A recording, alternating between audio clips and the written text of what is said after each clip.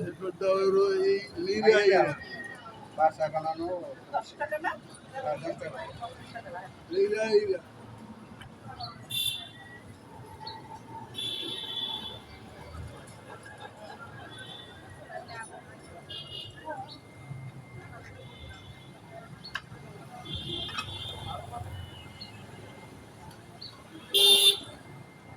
চারটি আছে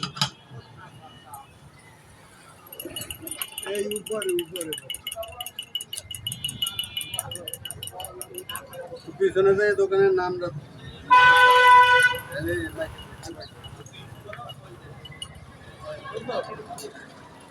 আমবাদি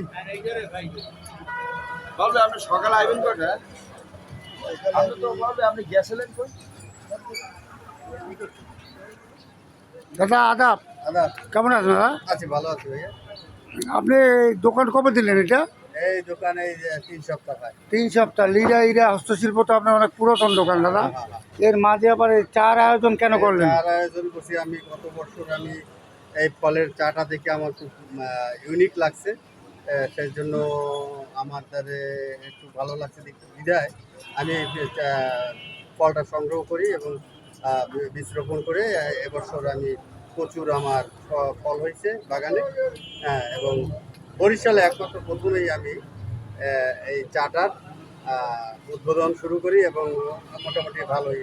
কত আপনার চার মূল্য কত দাদা? চা সর্বনিম্ন হলো যে 10 টাকা, সর্বোচ্চ আর সর্বোচ্চ আছে 50 টাকা। 50 টাকা। বিবার দেখেন রোজেলা, রোজেলা কি একটা গাছ?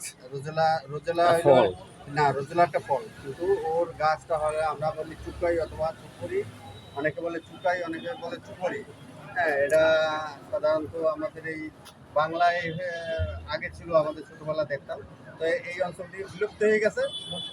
এখন বর্তমানে এগুলো পাহাড়ি অঞ্চলে এবং উত্তরবঙ্গে প্রচুর চাষ হচ্ছে এবং এই দক্ষিণবঙ্গে আমি একটু বড় আকারে আমি এবছর চাষ করছিলাম, মোটামুটি ফল ভালোই পাইছি। আচ্ছা বিবার, আপনারা রোজেলা চা খেতে রাজুমের পোলের এখানে আপনার লিরা ইরা হস্তশিল্পর যে দাদার দোকানটি, সে অনেক পুরাতন একজন ব্যবসায়ী এবং এখানে অবশ্য তার অন্য ব্যবসা আছে, শপিং ব্যবসা, বিভিন্ন ফুল এবং অ্যাকোরিয়ামই হলো তার মূল ব্যবসা। এখানে আসবেন, দাদার নতুন একটা ব্যবসা দিয়েছে তার দোকানের সামনেই। দাদা ব্যবসায় কোনো লজ্জা বা হাস্যতা নাই, দাদা এটা মনে করেন, যার জন্য দাদা নিজেই এই রোজেলার ফলটা যাতে মানুষ বেশি করে পরিচিতি হয় এই জন্য এই দোকানটি দিয়েছেন এবং আপনি আসবেন, মাত্র 10 টাকা রোজেলা চা।